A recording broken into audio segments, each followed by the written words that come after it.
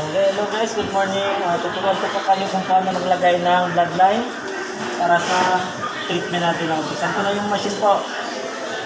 And then, tayo na isang NSS. And then, gusto natin yung bloodline na sterile.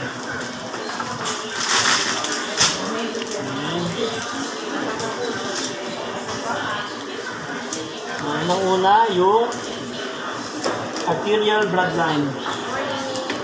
Lagyan natin dito sa dialyzer. Then, lagyan natin sa, ano siya tawag ba ito?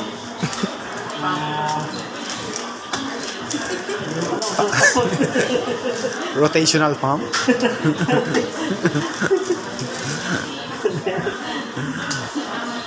Then, yung venous bloodline. Then, pagkatapos, nalagyan natin ulit yung isa dito magkatabi. Okay, lagay natin sa sensor. Then, test tayo ng dialysis treatment. Okay. Tapos, join natin ito, yung arterial at saka yung venous bloodline. Tap tayo ng pati bro. Saline line. Saline line. Then, natin yung NSS. Then, true gravity. Ay, may tanong ako, sir. Bakit tayo nag-prepare ng bloodline kahit wala pa yung pasyente? Para sa preparation po ng pasyente, para pag-upo niya, nakaset na yung bloodline, antay na tayo sa dialyzer niya.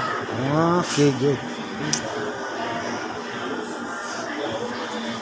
Then, antay natin mapuno yung line. Anong tawag yan, sir? Ito po yung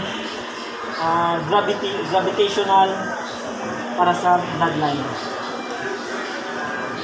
Then, pagkatapos i-refill natin yung arterial.